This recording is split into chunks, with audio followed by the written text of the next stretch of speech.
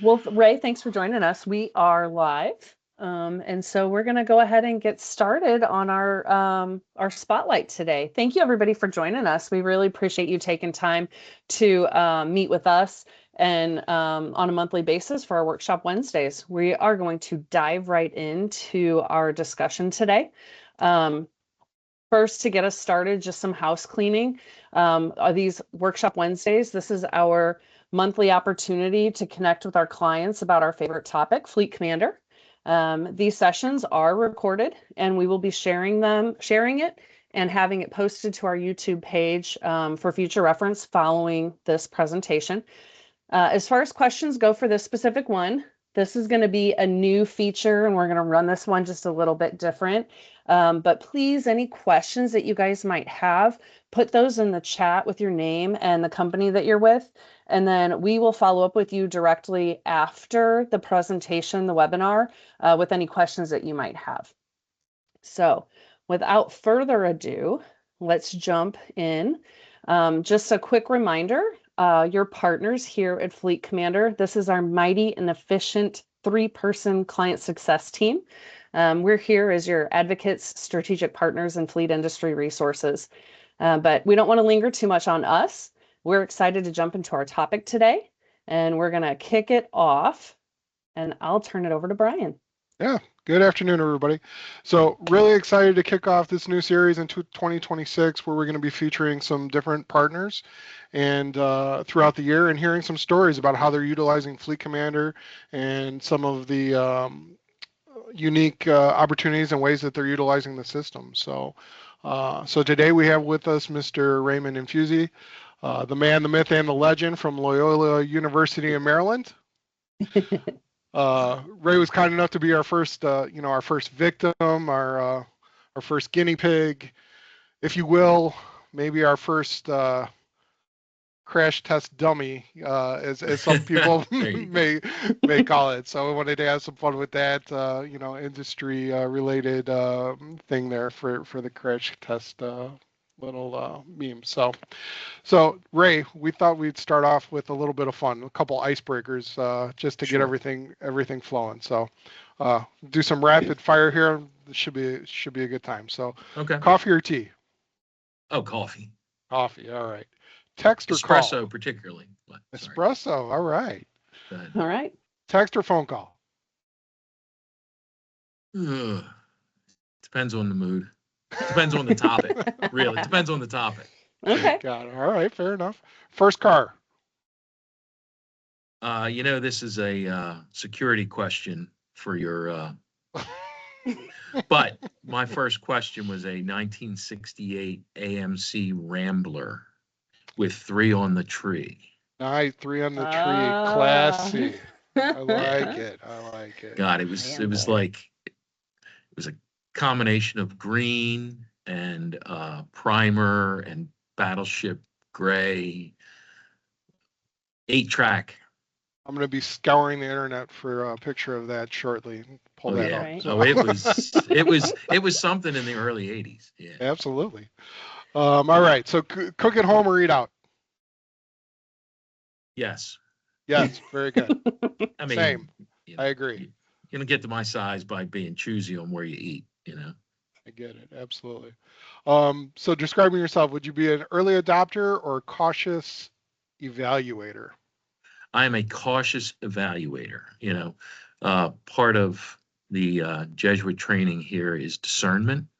Mm-hmm. So you take in lots of inputs and you organize it, ruminate on it, and make a decision and move forward. I am not I don't have FOMO at all.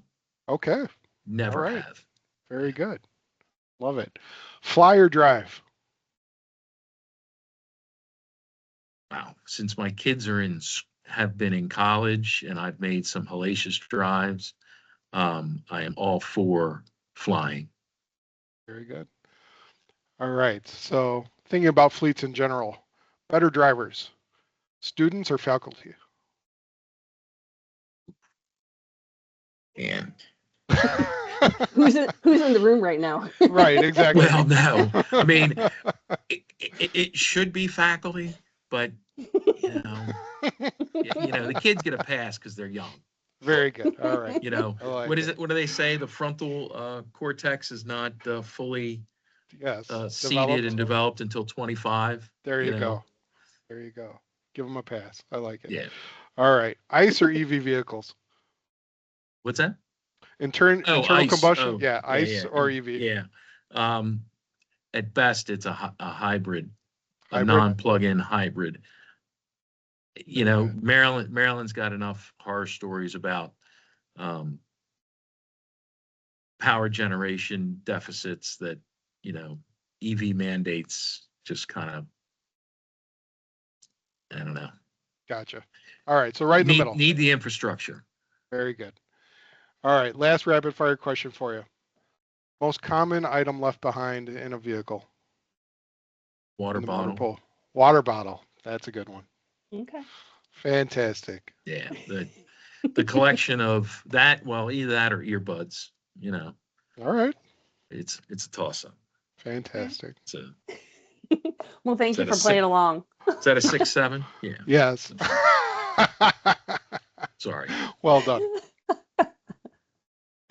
Oh my goodness. Oh, well, thank you for doing the rapid fire with us and being a good sport, because I know we kind of threw that one in on you, but we are really excited to talk to you about your experience at Loyola and the evaluation of your vehicle sharing program. So just to get us started, can you tell us a little bit about yourself and your role as Director of Parking and Transportation Services? Sure. I graduated from Loyola a long time ago when there was no bus service on campus or motor pool. I came out of the parking industry world. This is now it's either my fourth or fifth college campus that I've worked on. Usually coming in as the parking guy, taking over a little bit of bus and shuttle operations, and then here it's been a full flowering of both bus and parking and fleet. So, it's one of the old jokes in the parking world is, guys standing around and like nobody says, "Oh man, I want to run parking." So it's always like, how did you get into the parking industry? And everybody's like, yeah, I was in it. I figured I'd get a job and then I'll move to something else. And here I am 35 years later, still in generally the vehicle industry. So at Loyola, we're parking and transportation. So we have a lot of shuttle, some fleet, motor pool falls under us. Hourly parking falls under us, special event parking.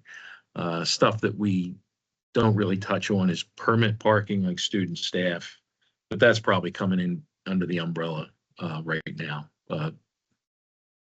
this calendar year. So, Okay.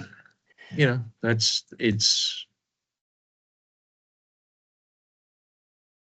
a lot of, we do a lot of little stuff, Yeah. Right. Take care So of the big stuff. motor pool is not your only function, right? No, not at all. Yeah. But it was a pain point when I got here. Yeah. So what size is your motor pool and what kind of vehicles do you guys operate in it? We have motor pool we have regular minivans, 7-passenger minivans. We have 5-passenger sedans. We have, even some smaller like Corollas that you're basically 4 is the max. No 15-passenger vans, no 12-passenger vans, no like transit type things. Insurance weighs in on, or risk management weighs in on that stuff for us. So we're probably, it's about 60-40 sedans to vans. And they get used a lot. Like most of what we do motor pool is where we put the kids, the students go out into the community to serve, whether it's tutoring, helping at food banks, go volunteering at hospitals. That's kind of the service side of things. And then we also support our club sports. I just saw reservations where women's lacrosse are going down to College William and Mary in like a couple weekends. So we'll get them vans from Enterprise as our third party partner for them to go down, do their competition, and get back here. Back up. Yep. That's awesome. So 35 years approximately in the industry. How long have you been with Loyola? About 8. About 8 years in fleet, motor pool, and parking. Excellent. That's awesome. Yeah. And parking is it's a great proving ground because it is truly a commodity. On a campus, absolutely. There's no gray areas. It's you figure out what goes where and what can be done real quickly. Yeah. So taking that and then bringing it into a college or university atmosphere is things are a lot more diplomatic around, on a college campus, Mm-hmm. So it's lots of control. You take that experience of immediacy in the parking industry, and it serves you well to come into a multiple input community like a college campus. Yep. Yeah, absolutely. Sorry, I mean. Yeah, that was our stuff. Well, on that note, Brian. Yeah. Hey, look at that. Absolutely. So there it is. That's a great segue there, Ray, of the parking stuff. So talking history, Ray. So before implementing FleetCommander, what did you guys do for vehicle operations? How was the motor pool kind of run, and what were they doing before you landed there? So there was a homegrown system. Somebody wrote it probably 20 years ago that they used for reservations. You could go online. It sat behind the firewall.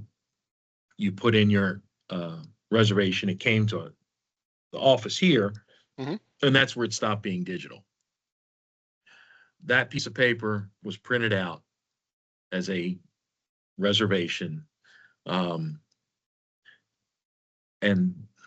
they were literally stacked up to see what was the priority, what had happened when. Each motor pool vehicle had a 1-inch binder, 3/4-inch binder that had like the like the third grade zipper, pencil case, insurance, accident document, insurance card, registration, motor. What to do in case. In case of, here to, you got to break down here, how to contact the AAA, basically, pen, Yep. But it literally was, and then that was on the reservation side. Then there was a different binder for driver certification. Okay. That was a color-coded Excel spreadsheet that got updated weekly with green, you're good to go, yellow, you're in the process, red, sorry, you don't meet insurability standards. So a kid would show up with the printed out reservation. We would take that and their license, look in this binder. Oh, the kid is cleared to drive. Okay, they would sign for the binder, a gas card if they were going sufficiently far enough that they needed to refuel. And then out on the road they go. And then returning the vehicle our front desk for motor pool, there's an old mail slot, and there's a bin that sits underneath of it, where when they would return, they would take the binder and slide it through the mail slot, and it would get collected in this bin, so that we would take the information, do whatever, put it back into its lock slot. And that's how it was managed, And the keys were part of that binder? What's that? Were the keys part of that binder? Yes, the keys were inside in the zipper pouch, which is why they were under lock and key, you know. And then, but say like this group going down to play at William and Mary, that's a 5-hour drive. If they have a noon game, they're leaving at 4 a.m. Well, how do we get them the keys? A staff member comes in and opens the door, opens the roll down gate. The kids come in and they hand them, they do that manual process, which is an overtime generating, you know, somebody's got to cover it. Somebody's got to, at times, if a vehicle was signed out on Friday, but it was going again out on Saturday, somebody had to be there later to receive it, refuel it, clear out the stuff. Very labor intensive, very people intensive. So, yeah, that's a lot of overhead. Yeah. And you see, you know, I just looked at it, it was like just such a, you know, I joked that when I came here, it's like some 1995 stuff, but this was so manual of a process. I mean, you know, yeah, there was some digital with regard to making the reservation, but beyond that, it was wholly a manual process. Yeah. Wow. So from there, you guys started exploring automation, right? So somebody had an inkling. There was a change in my position twice before I got here. Once in like 2016, and then once in the summer of 17. A long-term guy left, replacement was not the guy, and then I got here. So there had been some exploration of programs, one of which was Agile, and they were very impressed with Ed and his presentation. They didn't want to sign anything until I came in and kind of said, hey, just sit down with the guy. Does it make sense? And it did. So, he had a nice little dog and pony show, a tiny little key box that he brought up and put on the desk, and very engaging. And it checked the boxes that we needed, automation, online, it took everything. I mean, so I told the powers that be, yeah, buy it, let's sign up for it. So you walked in the door and pretty much were creating efficiencies right from the get-go. That's amazing. That's really great. I'm not patting myself on the back, but there was some low-hanging fruit. Sure. And this was one of them. I mean, where you can sit there and say, okay, I'm going to cut down overtime. I'm going to increase the efficiencies of how we just process. I mean, yeah.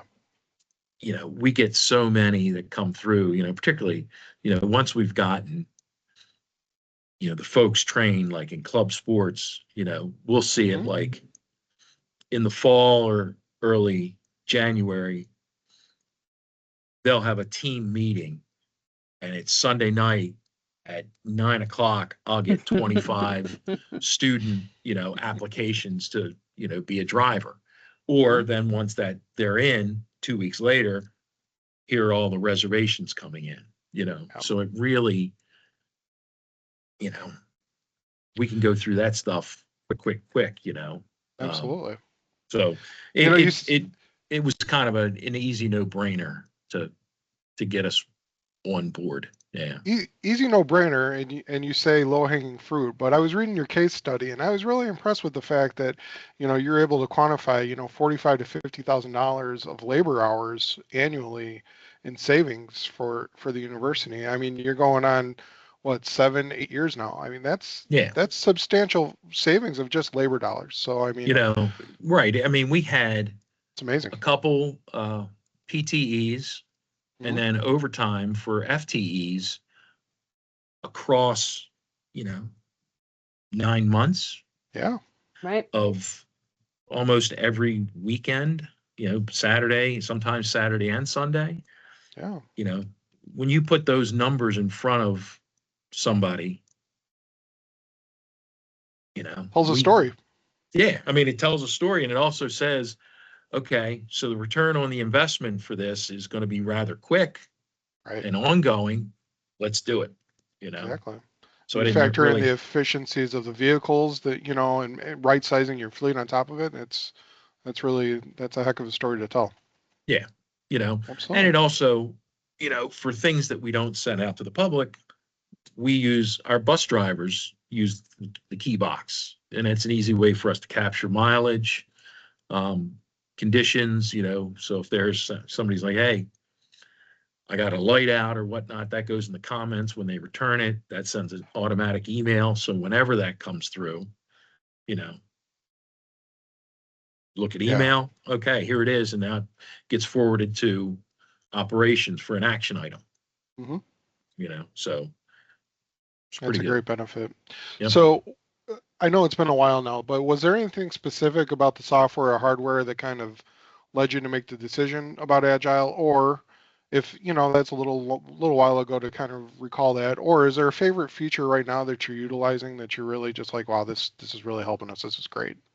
What was differentiated it from most of the other platforms was the scheduling feature.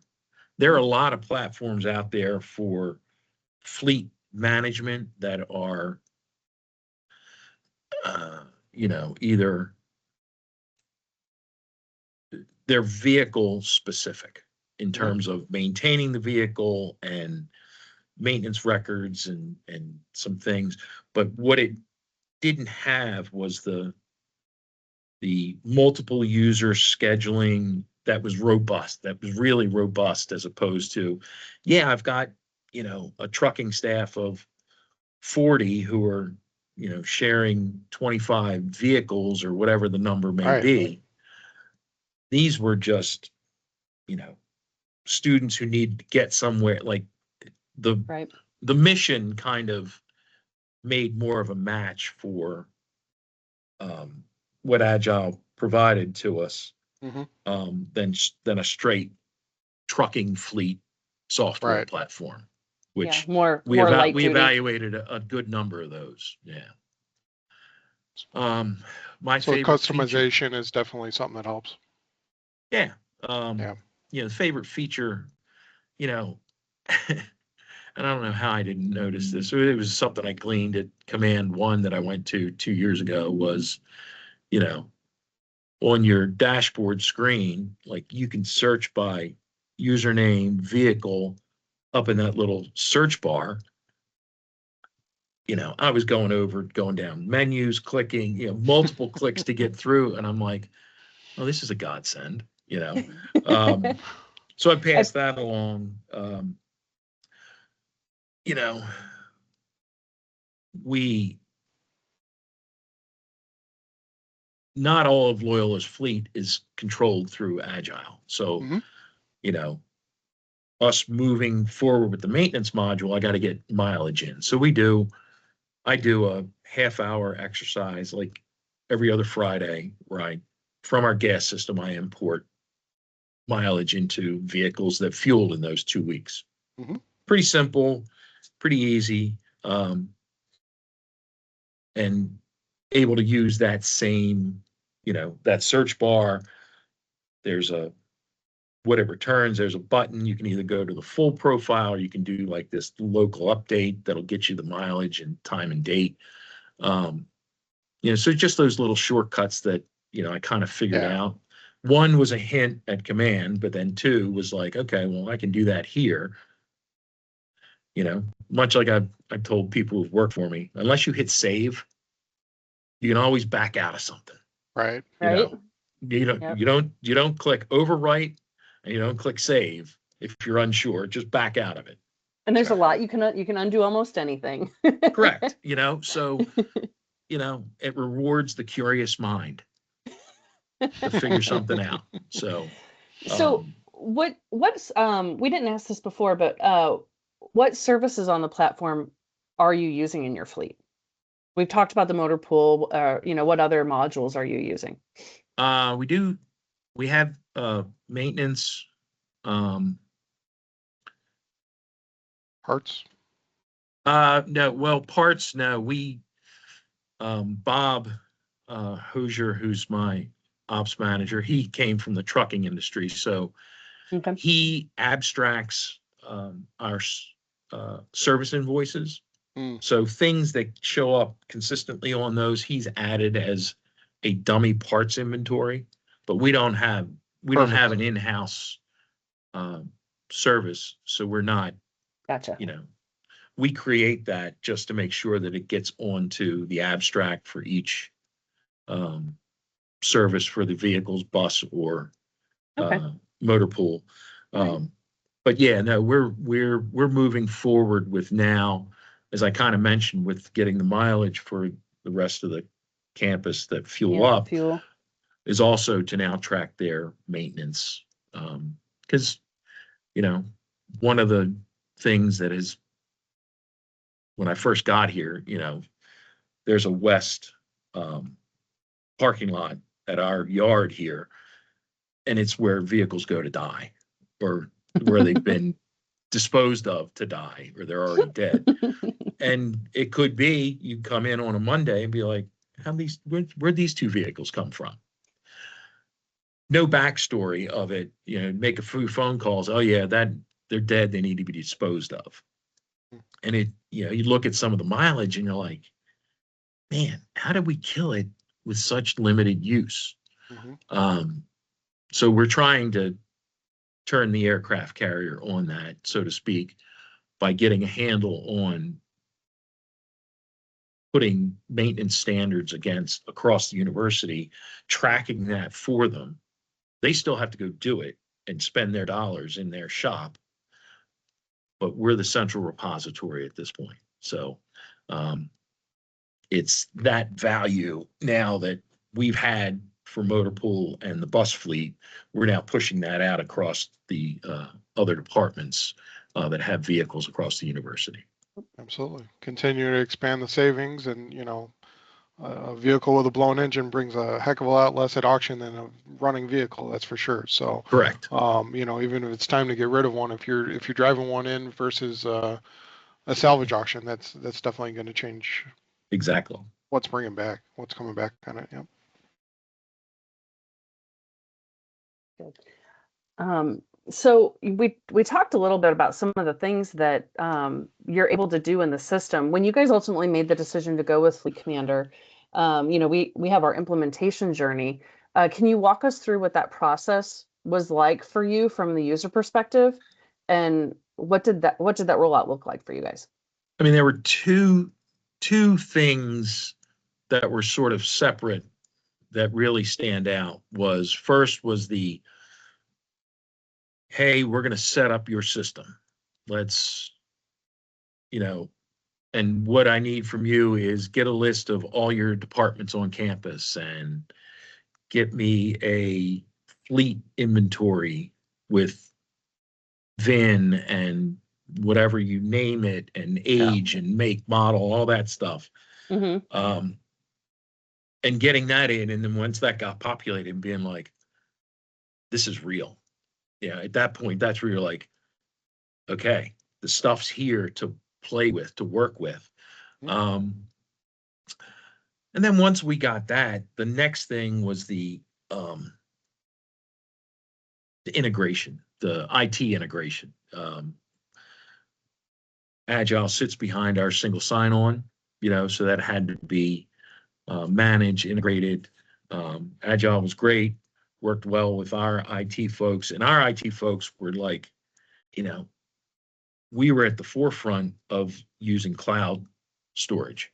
There wasn't a physical server, because the server that had that homegrown system Sometimes it would freeze up and it had to be Right. restarted, and somebody in IT had to go back to find that and read, it glitched so much. And then all of a sudden now we've just got this seamless repository of the information, and, we get to it.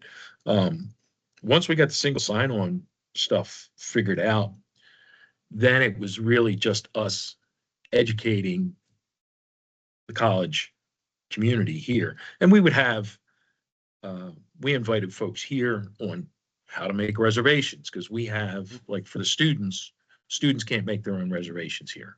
It has to be done by a sponsoring department or group. So, like, to get the kids to go out and volunteer in places, we have a Center for Community Service and Justice. Kids will volunteer, sign up to volunteer to do this stuff. CCSJ has a staff who will make those reservations for the kids. So we had to bring those folks in, teach them how it works, what the process is. Yes, save and make another, where they can really get up to speed, and as there's been turnover, we've had to redo those, have those sessions again, just as refreshers. But, the one that is probably our best and has been the most stable has been recreation sports, which manages club sports. Mhm. They got it. They have it. There's been stability in some of those supervisory positions there, and they're like clockwork. Where we've had more turnover, we have more education, sort of reinventing the wheel for those departments. It happens, but the more stability you can get of end user, the way it is for us, makes our job so much easier. Yeah, absolutely. So going back to implementation real quick, Ray, when you guys were coming through implementation, once you did all that data research, grabbed all that information that you needed to kind of go live, how do you feel like the transition went with the rest of the organization? Do you feel like they were on board? Did it take a little bit of effort getting some buy-in, or were they pretty quick proponents of it? There was a collective cheer Okay. across campus, because this old, some servers down, which when the server was down, then it became truly a fax a piece of paper, a request to us, look at the fax machine. So once it sat there and was available, and adoption was easy, Great.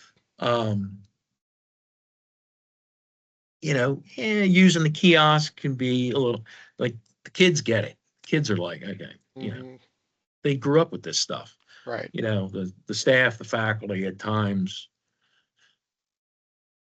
we got to walk them through some help, give them some help. But it was the process and the system and was so poor that, again, we could have fallen over 5 times and still been an improvement. Gotcha. Because there was such distrust and mistrust of, if I put something in, are you guys going to get it? Yeah. Gotcha. So, double booked and all kinds of issues with the manual process that you don't have with the system, right? It literally would be like somebody would use that web program or that program and put it in, and then they would follow up to our motor pool coordinator. Hey, I just put those in. Did you see them in the system? Mm-hmm. And it was a real, roll the dice, is it there? Is it visible? Did it get hung up? Did it not make it to the server? Did the server is unable to return it to us for us to look at it? Oh, yeah. Bona fide fears and again, mistrust of the ability of the system to work. Yeah. Wow. So you guys are in the system. You've been in there for a while now. Yep. What are some of the unique ways that you're using the software, that you're leveraging it? How are you leveraging it today? It really,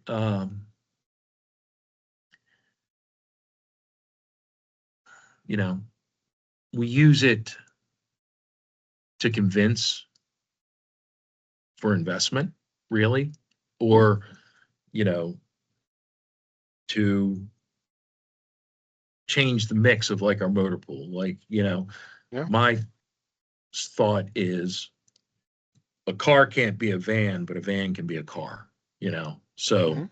Right. for our utility, you know, we're not there yet, but we've taken like some of our, you know, 6-cylinder Accords that, you know, do well out on the road. Yeah, we'll put those out as a long distance vehicle, you know, in lieu of, you know, if we can't, if you've got a group of kids going and you're not, you know, the women's hockey team and you got all this equipment, yeah, we can probably put you in a couple sedans and make it work, you know, things that we didn't necessarily do in the past. But yeah, you know, we take a look at annually, what is our spend on, you know, you're talking on, you know, when is the maintenance tip Yeah. for what you're spending versus the age of the vehicle, you know, mileage going up, you know, okay, here, and then Hmm. total cost of ownership stuff, you know. Yeah. The gas mileage is what it is. I mean, we have a small campus, you know, if we're getting 10 miles per gallon out of our buses, it's a lot, you know. Mhm. So it's not, that in itself is not particularly efficient, but looking at the cost of the ownership of the maintenance side of it, really, you know, Agile makes it very clear where things stand, you know, and that's compelling to say to somebody, hey, look, you know, I'm throwing good money after bad here. It's time to replace it. Yeah. So, Do you feel like this is helping you standardize a kind of a replacement cycle that the university may be looking at, giving you some data points and some proof points as to best practices? yeah, I mean, when I came here, you know, we had, you know, there was a matrix of, okay, we got these vehicles and they get to a certain age. We're going to replace them. Well, we've Mhm. gotten now where it's turned into a mileage thing because of, you know, budget. Yeah. Everybody's got a budget constraints and so forth. Right. Sure. You know, so we're managing the age of the vehicle. Yeah. At this point, more so than really a mileage milestone. Okay.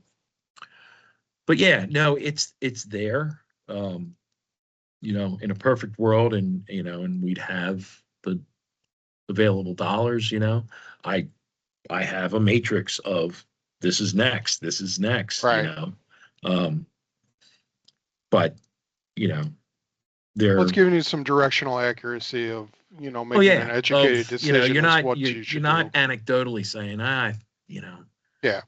where this 2016 vehicle or for whatever bus versus this 2000, yeah, the 2019 needs to be replaced more than 2016. What? You know, why? Well, here are Yeah. the numbers, you know. Yeah. Here's the numbers. Here's the data. Here's the maintenance history, all Yep. concise and accurate, and be able to make an educated decision on that, which is a great way to utilize the system. Right. That's fantastic. And plus too, not only do they necessarily see like a total dollar, but then they can see how many times the thing went into the shop. Yeah, exactly. You Because know, where you're downtime like, has a you cost know, okay, associated it's with no it. longer it's just oil changes. Okay, I got to get brakes here. There's a PM here. There's a bunch of other small things that influence, like, this is a problem child, you know? Yeah. So, So, and I love the pictures there of your setup with your key box. Got some vending machines for the people that are going in and coming out, some refreshments for them to purchase if they need to. That's a great setup. It looks like it would work really well. how about the TV on top with Roku? Right. Yes, absolutely. Can't It's a beat nice it. sized lobby, you know. Yeah. It's a good spot for the box to be placed So for visibility. this building used to be a Ford dealership. Oh, Okay. So in that lobby to the direct right was where the showcase where they drive the cars in. You know, Yeah. I guess they carved this out too, but there's a double glass door outside where they could drive a vehicle in to display it. So yeah, I mean, this lobby serves us, campus police, environmental health and safety, lock shop. So anybody who comes in to visit any of them, hang out here. There's a phone on the wall between the key box and the kiosk. Yeah. You can get in touch with whomever you need to. There's a time clock for staff to log in, log out, and of course, your nutritious soft drinks and snack dispensary. But still improving the, you know, that driver experience, and you know, those kids that are coming in and out of there can afford the calories. They're probably fine. It doesn't stick to them Right. yet. Well, and this is also a shuttle stop. So, you know, there are Perfect. some that are Okay. not. There are some stops that are out. You're out standing at a bus stop. Yeah. Here, you're at least, if it's raining, it's cold, it's snow, whatever, hotter in the summer, you're in climate controlled. The bus comes up, they all know to stop, take a look in, and the kids will look on our tracking app. Oh, the bus is coming. Then they'll step outside. But it is a nice kind of a thing to offer that you can wait in comfort here. Right, exactly. And I think it's 24/7 security, so it's ID card access only. It's not free access. So, and if I remember correctly in your case study, I think you said that it's video surveillance enabled as well. Is that right? yes. You had So a camera on the key box just to make sure.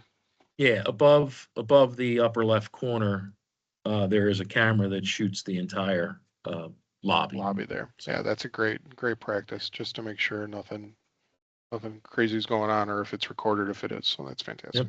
Yep. Cool. All right. Oh, nice. Iggy. Yeah, well, you know, now that we've talked about the software and implementation, you know, we want to talk about your wins and your results. So what better than to have your team mascot on the slide for that one, right? Nice. So when the system went live, we talked about some of it, but what were like your main first improvements and wins that you guys noticed? The big thing was, and here's the crazy thing, and this is, you know, old habits die hard. For those first maybe 2 months of when we put it into operation, which would have been, I think it was fall of 18, maybe. You know, well, I still scheduled someone, you know, for not the full amount of time, but you know, Just in case, right? just 80% of the, you know, to cover those 80%, you know, they're coming in from 6:30 a.m. till 9 o'clock. I'd have somebody there just to make sure that, yes, they operate the kiosk correctly. You know, if somehow the kiosk went down, we could sign in and manually pull the keys for the kids, dispatch it in the system later so that when they came back, they could, you know, log them back in.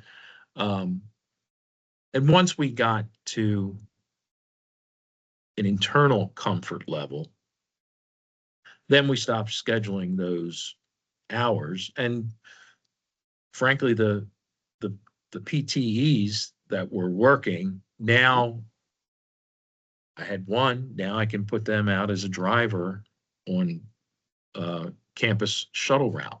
Yeah. They're not And just some sitting more around value-driven work. Yes, you're not just babysitting that something may happen. Right. You know, and then the one, you know, when it came down to, you know, the inevitable, you know, hey, we're in a little bit of a budget crunch. What can you give back? I'm like, well, I got a PTE on the weekends that the system has, and that's kind of where that, you know, our annual savings was part of that. You know, where Sure, of course. somebody who needed to be there no longer needed to be there, and you know, it was a for the gentleman who was there, it was kind of a natural he wanted to retire, and at that Yeah. point, it was just like, okay, I can. Do we hand really back need to that backfill? Yeah. Yeah, I can hand that position back with no, no operational repercussions. So, Yeah.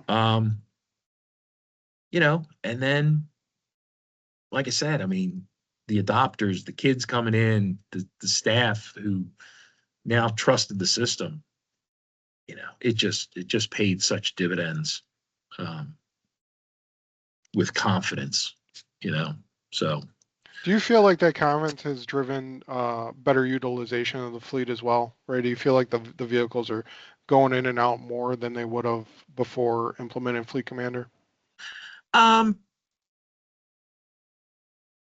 It's not necessarily more. It's just easier, Okay. because I think, you know, 2018 to 2022 to 2026, we're still sending kids out into the community, and they're going to club competitions. It's just much easier now To get them in and out. Yeah. to get them in and and within motor pool coordinators, FTE, not so bogged down with managing that manual process.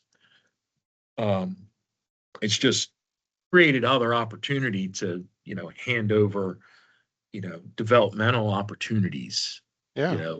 where somebody was just manning the ramparts of trying to get vehicles in and out and managing a system that was not the easiest to use Yeah. or even useful at times. So our the folks above me, they understand, our biggest thing is our bus fleet. But, now that we're, looking at strategic value, that we're implementing the maintenance module across the rest of the fleet. Mhm. Again, there is some hesitancy, to trust it. But again, Yeah. we've been down, we've seen it. We know where we are, what is it in the, Right. The process of denial, denial, pain, Yes. whatever, acceptance. We know where we are in that process, that at the end Very of the good. day, once we've got the data in it, we can show them, Yeah. what has worked for us with a fleet and buses will also Yeah. work for your departmental vehicles. Yeah. Yeah, And there's which always is a learning great. curve, right? You always, you Oh, always yeah. have a little bit of a dip before you get into the efficiency side of any transition. Well, and true, and part of it is, you've had to hold on to the reins so tightly. When somebody's saying, trust us, you can let it go.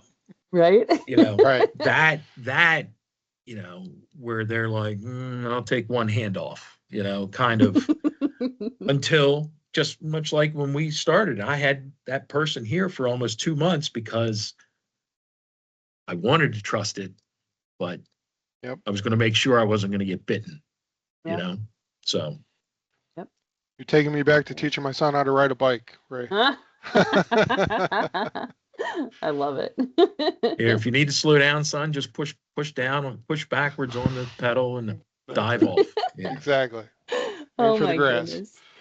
Well, we've talked a little bit about the feedback that you've received from staff and faculty, but is there anything additional noteworthy for the feedback that you received from them as you guys made this transition?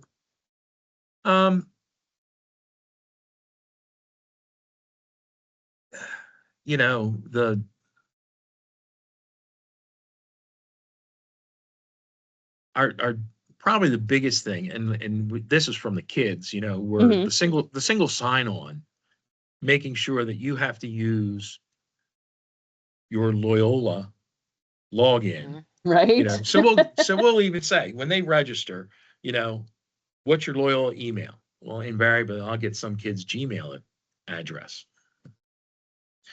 Okay. So when I'm going through and setting up their profile, now I'll go, okay, instead of me trying to call somebody or whatever, let me look in the Outlook roster, put the kid's name in, find it, change it to it, Yep.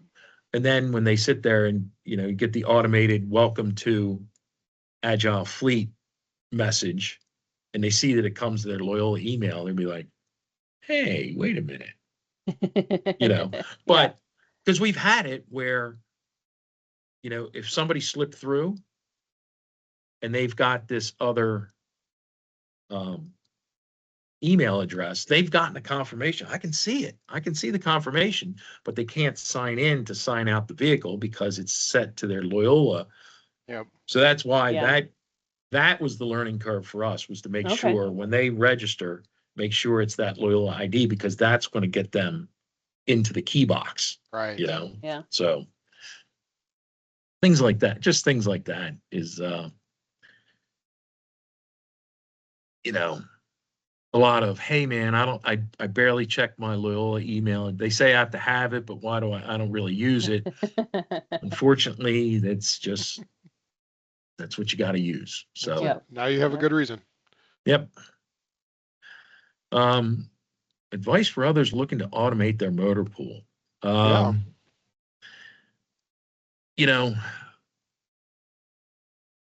What's the answer to the age-old question? How do you eat an elephant? One bite at a time. One bite at a time. Exactly. We bought this really to deal with our motor pool and buses. Mhm. Once we got to understanding that and mastering that, then we can go out and preach and reach out to the other departments to bring them in and overcome their fears and whatnot. So, don't let the enormity of the task deter you from taking the first step. I like that. Yeah. That's great. Compartmentalize it, chop it up, do whatever you got to do. But at the end of the day, it's going to help you. Yeah. And you've got a Yeah. good partner, right? Yeah. I mean, the Selfless plug. what is it? Don't break your arm patting yourself. Never. That's terrible. That's terrible. I'm really patting support and implementations backs here. Well, I mean, and I will say, and I've shared this with you, when you made the transition in the fall from the old platform to new, as we threw stuff to support, dove back in, very responsive. Hey, we didn't see that. How are you, Yeah. and literally got into the trenches with us to make things work in the short term. And I think just recently we moved to whatever the 6.0. Yeah. 6.0 platform where, there is no noticeable user difference really between what was and what is. It's not so shocking that I have to re-educate people. Yeah. So that's a kudos to you guys for That's great. We want to make it as easy as reinventing, possible. but not reshaping. Well, and intuitive changes, right? Like the changes that are there are so intuitive that you don't have to retrain on them. It's just, oh, look, there's this new option. Let me click on it and see what it does. Right. Yeah. So, Okay. and for somebody like me and some, we do have some where we'll make reservations for people, but I normally don't do it. And plus, having every permission in the world on there, I can't really effectively simulate what somebody in CCSJ or Rec Sports experiences, because I've got every bell and whistle. So, Right. it's that Absolutely. feedback from somebody who's been through it in the old system to what it is now that are like, I don't see anything different. That's a kudos. Yep. Absolutely. Great. Great. Well, Ray, do you have any final parting thoughts that you would like to share with all the wonderful folks that joined us today? If you get asked, by our fine folks here, Kristen and Brian and even Jen, to tell your story. They handhold well and they're gentle. Oh, thanks, Ray. Well, thank you, Ray. You know, and full supposed disclosure, to I be did not thanking realize you. that I was the test dummy for this program. So, you know, again, very, very easy, you know, and it, you know, it was easy for me because I understood the story. You Yeah. know, I knew our story from soup to nuts, you know. Yeah. Well, that's the hope, right? You're just telling your story. Yeah, Yeah, exactly. you know, you know, for somebody who maybe like the next director who inherits this from me, what would be their story? You know, like, because I came in at the beginning, you know, it's, you know, the next person is, one, did Ray effectively hand over a playbook that works? And two, would they have a different perception of the system than I do? Right. You know, because they're a next generation user as opposed to the initial implementer. Right. Yep. Yep. So. Awesome. Well, thanks for the plug. Yeah, we appreciate the plug. We appreciate you being such a good sport, Ray. So thank you for being the crash test dummy. Thank you for jumping on with us and answering all these questions. We really appreciate your insight. We value your experience, and thank you for sharing your story with us. Oh yeah, you're welcome. You know, like I said, it's don't be afraid. Yeah. Appreciate and that. For everybody that's listening, when you get the slide deck afterwards, we do have the case study, if anybody's interested in reading that, attached to the slide too. So you guys can see that and you can reference that later as well. Great. Well, with that, we're into our final slides. We've got just a couple minutes left, but just a few recap slides for, you know, what's coming up within FleetCommander and our workshop Wednesdays. So as you guys probably picked up at the beginning of the presentation, we're starting a cadence this calendar year for our workshop Wednesdays. So every quarter, we're going to focus on 3 different topic types. They're going to be best practices, partner spotlights, and then product updates and releases. So we've got the calendar viewed available on this slide for you guys to see so that you kind of know what to expect and what's coming up. You know, please share with us what you're doing in your fleet. We'd love to hear it and be able to share more of these stories. And no ideas or insights that you have are too small or insignificant. And no fleet is too small. We've got big fleets, small fleets.